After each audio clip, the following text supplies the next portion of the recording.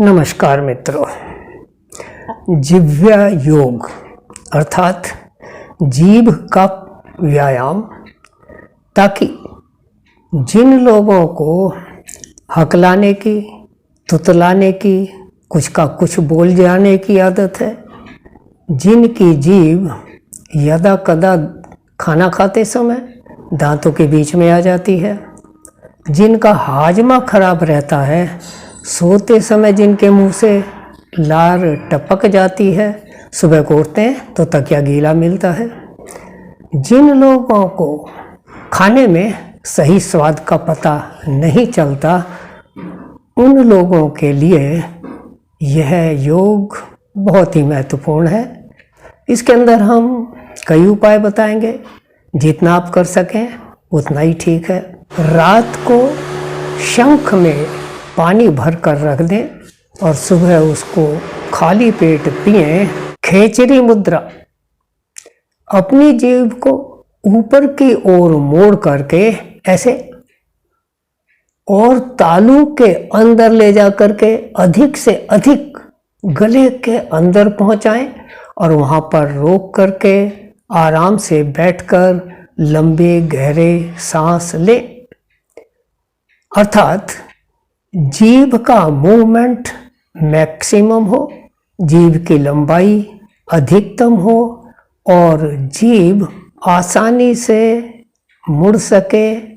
इससे भी हकलाने तुतलाने में कमी आती है, वाणी स्पष्ट होती है, मधुर होती है। योग दर्शन में इसे खेचरी मुद्रा कहते हैं और इसका बहुत ही महत्व बताया गया है। खेचरी मुद्रा सिद्ध करने के लिए एक सहायक उपाय भी है। प्रातःकाल 1 पाव 250 मिलीलीटर कच्चा गाय का दूध लें और उसके अंदर सूती रुमाल को, कोरा रुमाल होना चाहिए, लट्ठे का या मार्किन का, सूती हो, टेरिकॉट का नहीं, तह बना करके उसके अंदर डुबो दें। 10-5 मिनट जब वह अच्छी तरह से कच्चे दूध को अपने अंदर समा ले, तब उसको लेकर के जीभ बाहर निकाल कर और जीभ के चारों तरफ उसको घुमाकर अच्छी तरह जीभ को खींचें और इसकी मालिश करें। और फिर जीभ के अंदर जो लार या गंदगी है उसको वापस दूध में डुबो करके अच्छी तरह और फिर ले करके जीभ को पकड़कर ऐसे खींच करके जीभ की मालिश करें, जीभ की सफाई करें, जीभ को खींचें, जीभ को फ्लेक्सिबल बनाने का प्रयास करें। तब भी खेचरी मुद्रा जल्दी सिद्ध होती है और हकलाहट तुतलाहट में कमी आती है, वाणी मधुर होती है, स्पष्ट होती है और स्वाद भी अच्छा आता है खाना खाने में, प्लस लार शुद्ध बनती है।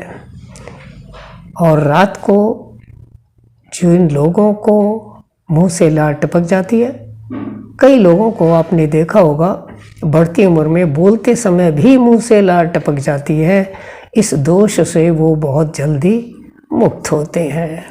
कई व्यक्ति इतने चक्कर में नहीं पड़ना चाहते तो सीधा साधा उपाय खोजते हैं, जिसे कुछ करना ना पड़े, समय ना लगे, दूध ना लाना पड़े। उनके लिए भी छोटे मोटे उपाय की चर्चा करते हैं। क्या है? जीभ से कुछ अलग आवाज़ निकालें। जैसे किसान लोग बैलों को हाँकते समय जीभ को ऊपर तालू से लगाकर इस तरह की आवाज़ निकालते हैं, ऐसे। या कई बार बैलों को हाँकने के लिए इस तरह की आवाज़ निकालते हैं।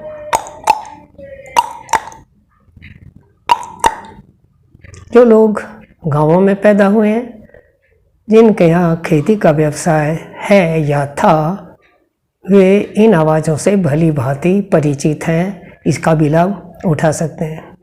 इसके अतिरिक्त जीभ को खूब बाहर निकालें और ऊपर ले जाकर कोशिश करें के नासिका के ऊपरी भाग को स्पर्श करे।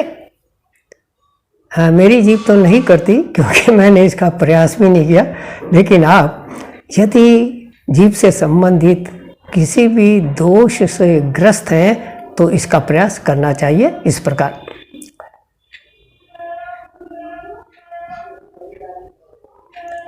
और फिर ऐसे ही नीचे की तरफ।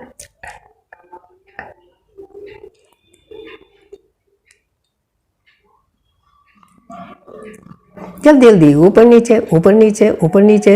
जीभ को करने से जीभ लंबी होती है, उसकी क्षमता बढ़ती है, फ्लेक्सिबिलिटी बढ़ती है।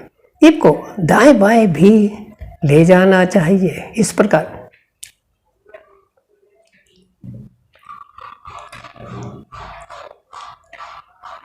जीभ को गोल घुमाएं, क्लॉकवाइज एंटी क्लॉकवाइज, ऐसे।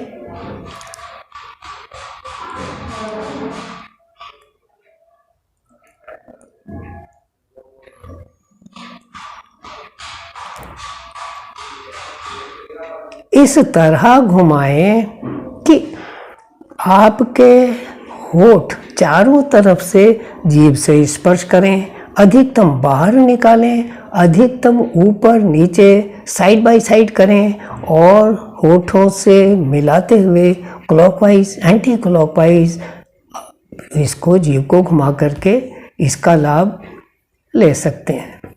कभी कभी जीभ को दांतों से खींचें, आगे पीछे करके। पहले सामने थोड़ा सा निकालें जीभ को दांतों से बाहर और फिर दबाते जाएं, आगे सरकाते जाएं, दबाते जाएं, आगे सरकाते जाएं, मैक्सिमम आगे लाएं, फिर पीछे लाएं। 3-4 बार इस तरह करने से जीभ के कोशिकाएं जो सेल हैं उनका अच्छा व्यायाम हो जाता है, उनकी सफाई हो जाती है और खाना खाते समय अधिकतम लार बनकर पेट में जाती है, पाचन शक्ति बढ़ती है इस प्रकार।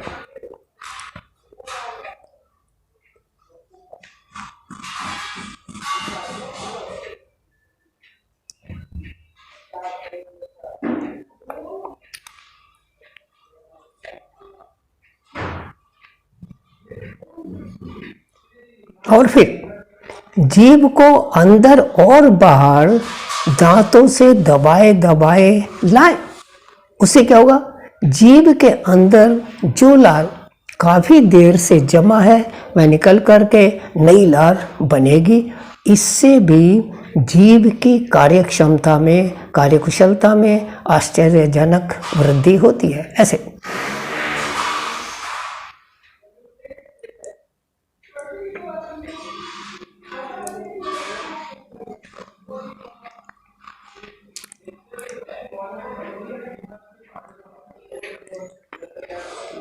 जीभ की लंबाई को बढ़ाने के लिए, खेचरी मुद्रा सिद्ध करने के लिए कई लोग बिल्लौरी कांच से जीभ के नीचे के तांतुए को, जो जीभ को अंदर से कनेक्ट करती है, इसको काट लेते हैं तो उससे भी अच्छा रहता है और जीभ की लंबाई भी बढ़ती है और जीभ की कार्यक्षमता भी बढ़ती है।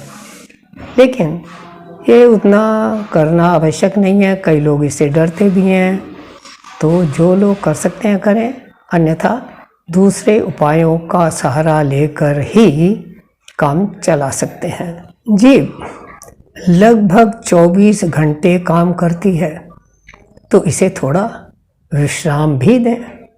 जीभ को विश्राम देने के लिए सर्वश्रेष्ठ उपाय है भ्रामरी प्राणायाम, अर्थात कानों को बंद करके, होठों को बंद करके, दांतों के बीच में 3-4 mm का गैप मेंटेन करके जीभ को बिल्कुल बीच में रखें, ना ऊपर तालू से मिलाएं और ना नीचे मिलाएं, बिल्कुल बीच में, थोड़ा पीछे हटाकर, और फिर 5-6 मिनट कंटिन्यू स्टॉप वॉच लगा करके ओम की ध्वनि को सुने ध्यान से। ऐसा करने से भी जीभ को विश्राम मिलता है और दूसरे कई लाभ होते हैं जिनकी चर्चा हम यहाँ नहीं करेंगे, क्योंकि अभी विषय केवल जीभ पर ही केंद्रित है, लेकिन जीभ को गजब का विश्राम मिलता है और फिर जीभ ज़्यादा अच्छी प्रकार परफॉर्म करती है। तो इन बातों से लाभ उठाएं, वाणी को स्पष्ट करें, पाचन शक्ति को बढ़ाएं और सुखी रहें, आनंदित रहें। यदि आपको ये छोटी छोटी बातें अच्छी लगती हों तो हमारे चैनल को अवश्य सब्सक्राइब करें, लाइक करें और अपने चहेतों को शेयर भी करें। धन्यवाद, नमस्कार।